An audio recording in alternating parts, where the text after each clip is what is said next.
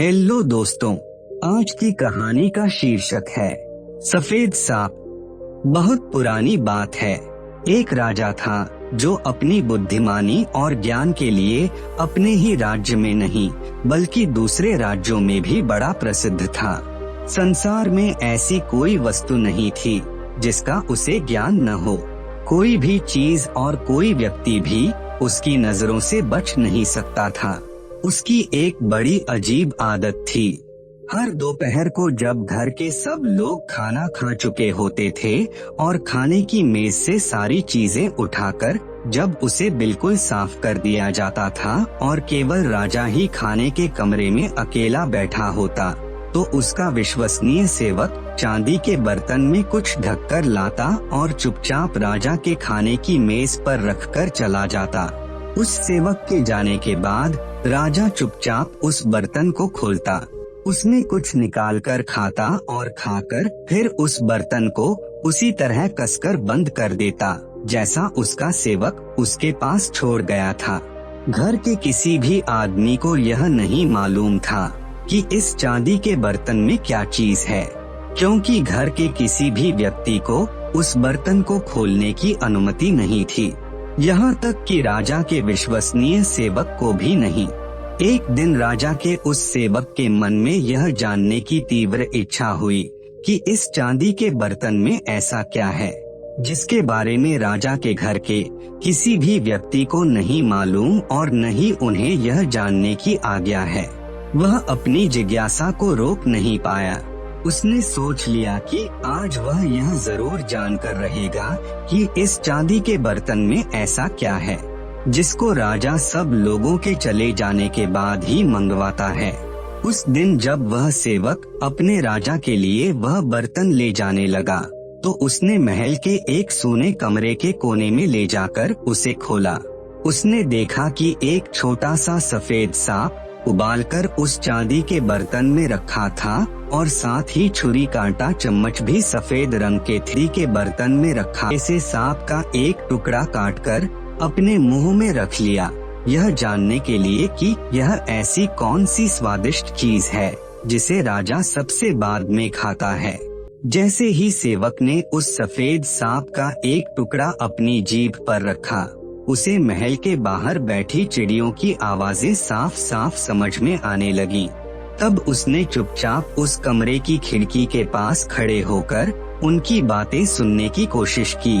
वे दोनों चिड़ियां अपने अपने अनुभवों के बारे में एक दूसरे को सुना रही थीं, जो उन्हें कल खेतों, खलिहानों और बागों में हुए थे।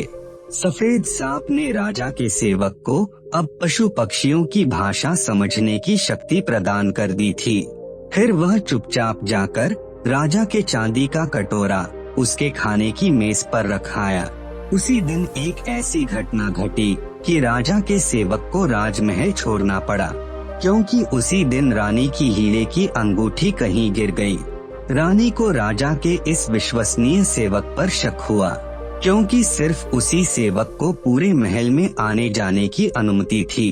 राजा ने अपने सेवक को बुलाकर रानी की हीरे की अंगूठी के बारे में पूछा, पर उस सेवक ने कहा कि उसने यह अंगूठी कहीं भी नहीं देखी। राजा ने उसे बहुत धमकाया कि अगर कल सुबह तक उसने अंगूठी के चोर को नहीं ढूंढा तो उसे जेल में डाल दिया जाएगा। वह सेवक बार बार अपनी बेगुनाही साबित करने की कोशिश करता रहा, पर राजा ने उसकी एक न सुनी। जेल और मौत के भय ने उसकी जिंदगी दोभर कर दी।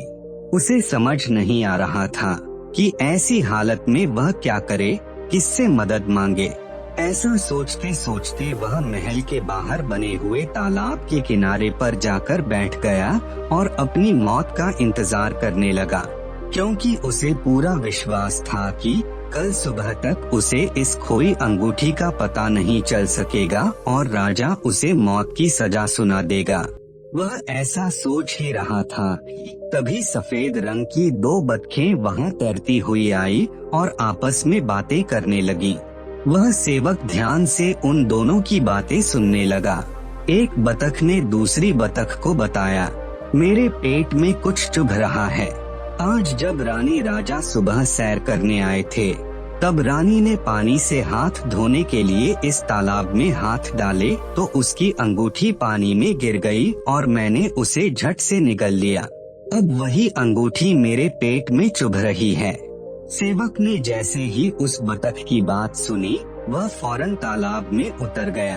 उस बतख को पानी से निकाल कर ले आया और दौड़ा दौड़ा रसोई में जाकर रसोइये से बोला, आज शाम के भोजन के लिए तुम इस बतख को काटो।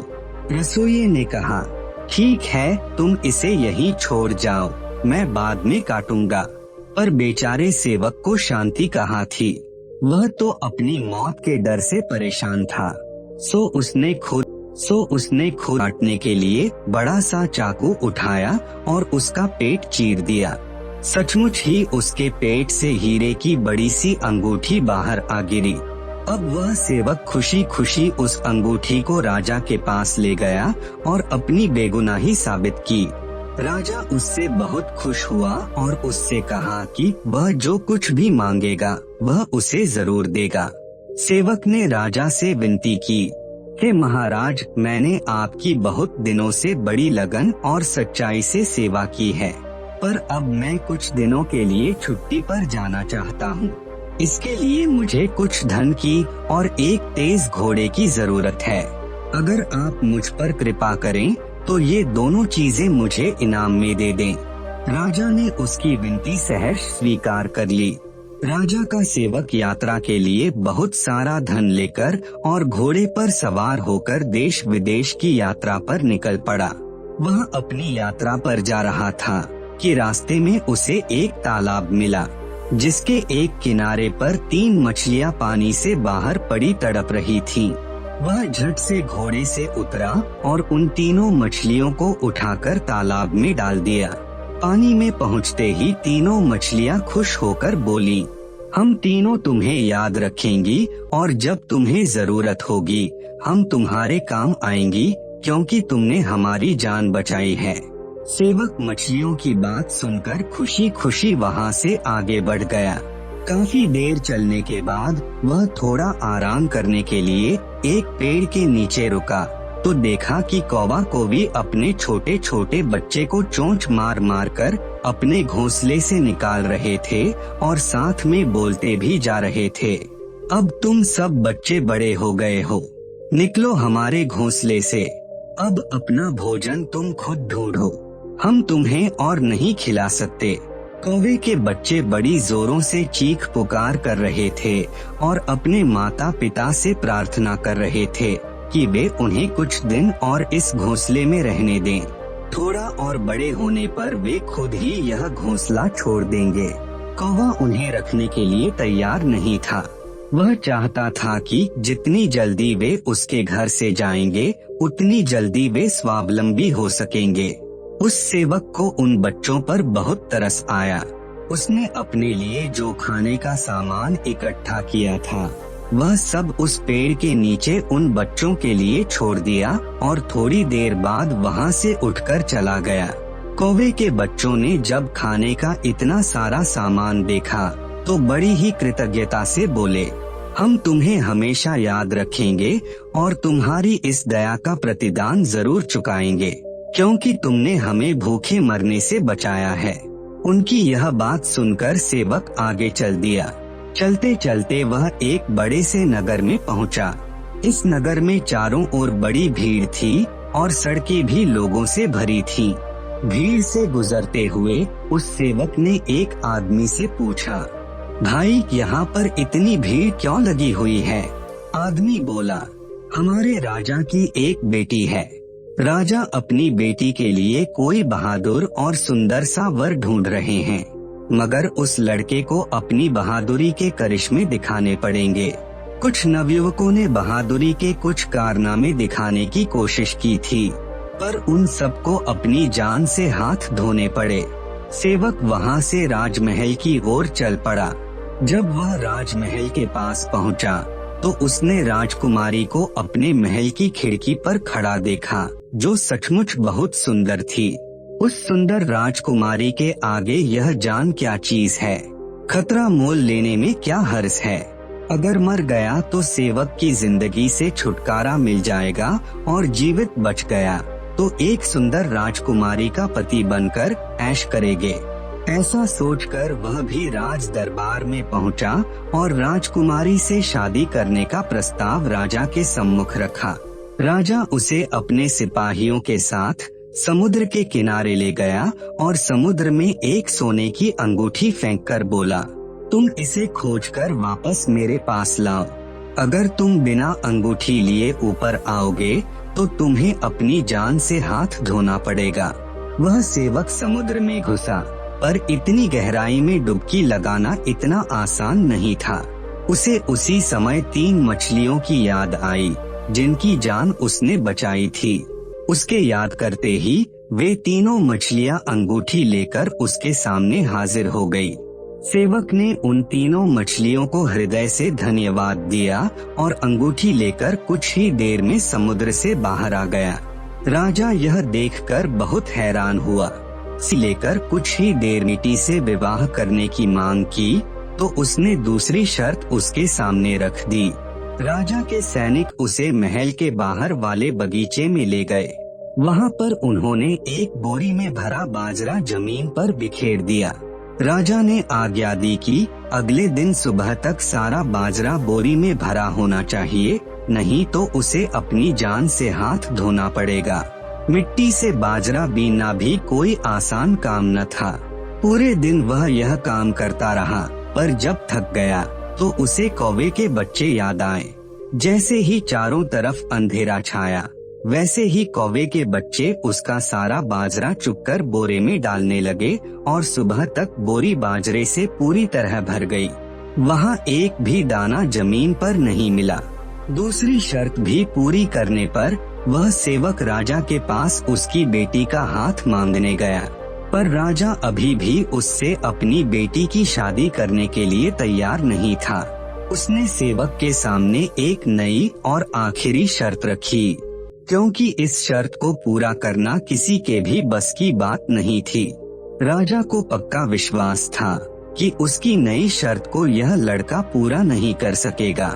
वह शर्त थी कि उसकी बेटी के लिए सोने का सेब लेकर आना। बेचारे सेवक को पता ही नहीं था कि सोने का सेब सचमुच होता भी है, और अगर होता है तो कहाँ होता है। वह इसी सोच में अपने घोड़े पर चढ़कर सोने के सेब की खोज में निकल पड़ा, पर कहाँ जाए। इसी सोच में वह उस राजा के राज्य की सीमा से बाहर आकर एक जंगल में घुस गया। चलते चलते जब वह थक गया तो घोड़े से उतरकर एक पेड़ के नीचे बैठकर आराम करने लगा। तभी एक सोने का सेब उसके सामने आकर गिरा। सेब देखकर वह बहुत हैरान हुआ। उसने ऊपर निगाह दौड़ाई तो कौवे के बच्चों को पेड़ पर बैठे देखा। उस सेवक ने उन्हें अपने पास बुलाया और उनसे उस सेब के बारे में पूछना चाहा, पर उन बच्चों ने कुछ नहीं बताया और बोले, हमने जैसे ही सुना कि तुम्हें सोने का सेब लाने की शर्त पूरी करनी है तो हम इसकी खोज में निकल पड़े और बड़ी ही मुसीबतों के बाद यह हमें मिला। अब यह तुम्हारे सामने है। तुम इसे राजा के पास ले जाओ और राजकुमारी से विवाह कर लो, क्योंकि इस बार राजा और कोई शर्त नहीं रखेगा। यह सोने का सेब तुम्हारे लिए भी भाग्यशाली है। सेवक खुशी खुशी राजा के पास पहुंचा और सोने का सेब उसके सामने रख दिया। राजा के पास अब और कोई बहाना नहीं बचा। जो इस सोने के सेब को ले आया, उससे बढ़कर बहादुर और साहसी और कौन हो सकता है। यह सोचकर राजा ने खुशी खुशी अपनी बेटी का विवाह उस सेवक के साथ कर दिया। सोने का सेब भी उसी को इनाम में दे दिया, क्योंकि यह सेब उसकी बेटी के जीवन में खुशियाँ लाया था। आपको ये कहानी कैसी लगी नीचे कमेंट करके हमें जरूर बताइएगा। अगर आपको ये कहानी पसंद आई हो तो अपने दोस्तों के साथ जरूर शेयर करें और ऐसी ही प्यारी कहानियाँ सुनने के लिए हमारे YouTube चैनल को सब्सक्राइब करें। धन्यवाद।